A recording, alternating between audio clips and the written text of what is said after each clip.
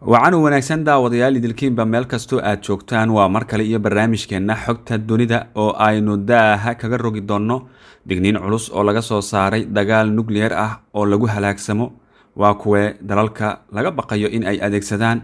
barnaamijka ayaad ku daawan doontaan. waxaad kaloo barnaamijkeenna xogta dunida aan idinkuga hennaa sidee buu u dhacay dilka ayman al zawahiri. mar kale daawadayaal soo dhowaada. daawade fadlan haddii aad ku cusub tahay janalka kulmiye show waxaan ka codsanaynaa in aadna soo fallow garayso mahadsanid. adduunyada waxay hal tallaabo oo si qaldan loo qaado u jirtaa inuu ka dhaco dagaal lagu halaagsamo la isuna adeegsado hubka wax gumaada ee nukliyeerka sida uu ka digay xogayaha guud ee qaramada midoobay Anthony Guterres. ilaa hadda waxaan u nasiib badan nahay si aan caadi ahayn ayuu yidhi Guterres.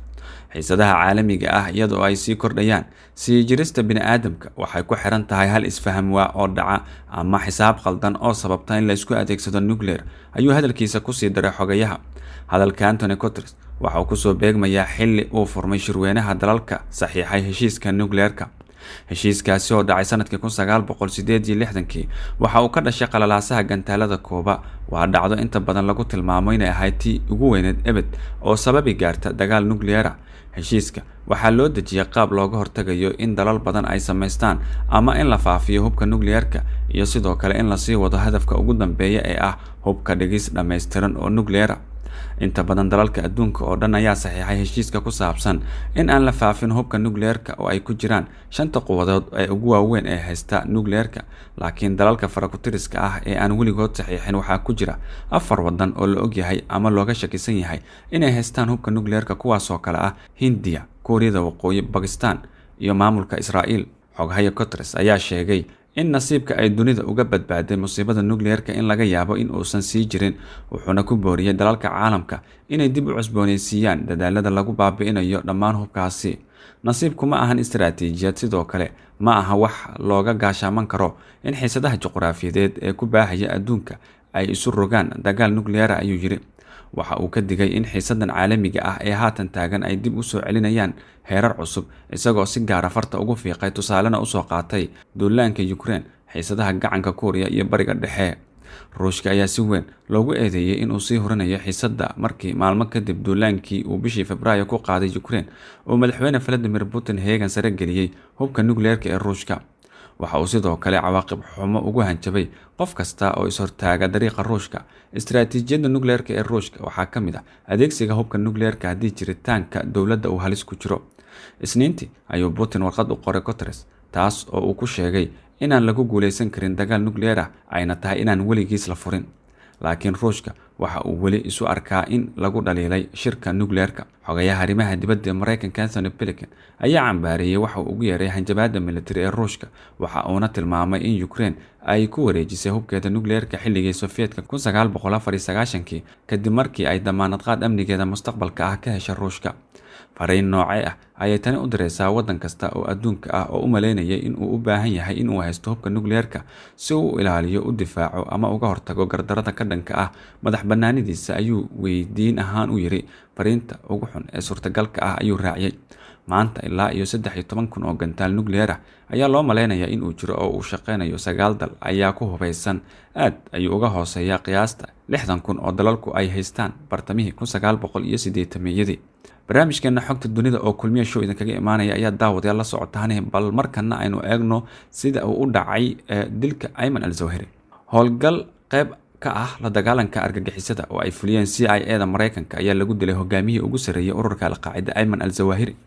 dilkan oo ka dhacay caasimadda Afghanistan ee Kabul ayaa la fuliyay xilli Sabtida ay sii baxaysay Axadana soo galaysay. al-Zawahiri oo muddo dheer lagu raad joogay ayaa horey u ahaan jiray ku-xigeenka asaasiga Al-Qaacida Usman bin Laden, isaga oo xilka la wareegay markii la dilay 2 bishii May ee sanadkii 2011. haddaba sidoo u dhacay dilka, saraakiisha Mareykanka waxa ay sheegeen in Zawahiri uu taagnaa balakoon ku yaala guri ammaan ah oo uu ku noolaa. si lama filaan ah ayay diyaarad nooc aanan duuliyaha lahayn oo loo yaqaano drone ugu tuurtay 2 gantaal. wararka ayaa sheegaya gantaalka oo si toos ah ugu dhacay Zawahiri oo halkiisa taagan. goobta waxaa ku sugnaa xubno kale oo ka tirsan qoyska Ayman al Zawahiri, balse qof kale waxba kuma noqon weerarka. hogaamiyaha Al-Qaacida kaligiis ayaana ku dhintay halkaas sida ay saraakiishu sheegeen. madaxweynaha Mareykanka Joe Biden ayaa xaqiijiyay in duqeyn ka dhan ah cirka oo ay Mareykanka fuliyeen in lagu dilay hogaamiyaha Al-Qaacida Ayman al-Zawahiri. waxa uu sheegay in uu isagu fasaxay howlgalka oo Sabtidii ka dhacay magaalada Kabul ee caasimadda u ah dalka Afghanistan. Biden ayaa sheegay in Ayman al-Zawahiri uu si qoto dheer ugu lug lahaa weeraradii Mareykanka laga fuliyay 11kii bishii Sebtembar ee sanadkii 2001 kuwaas oo lagu dilay ku dhawaad 3,000 oo qof. madaxweynaha Mareykanka ayaa intaasi ku daray in dilka al-Zawahiri uu war fiican u yahay qoysaska dadkii lagu dilay weerarada. Biden oo sanadkii hore ciidamada Mareykanka ka soo saaray Afghanistan ayaa ku adkaystay in wadankaasi uusan weligiis mar dambe goob ammaan ah u noqon doonin kooxaha argagixisada.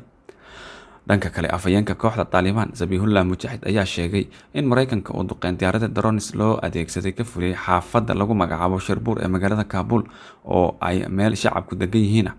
qoraal uu soo dhigay boggiisa Twitterka ayuu Zabihullah ku sheegay in markii hore aan la ogeyn nooca weerarka iyo ujeedadiisa kadib markii ay ciidamada ammaanka iyo sirdoonka baaritaan sameeyeen la ogaaday in weerarka uu ahaa duqeyn ay fulisay diyaarad aanu duuliye saarnayn. afhayeenka Taliban waxa uu cambaariyay duqeyntaasi wuxuuna ku tilmaamay mid xadgudub ku ah shuruucda caalamiga ah iyo heshiiskii Doha. Mareykanka qudhiisa ayaa sheegay in Taliban ay qalad weyn ku gashay inay hogaamiye Al-Qaacida ku martigeliso magaalada Kabul taasoo ka dhana heshiiskii ay labada dhinac galeen. Ayman al-Zawahiri waxaa lagu tilmaamaa inuu yahay qofka keenay fikraddii lagu asaasay shabakadda Al-Qaacida.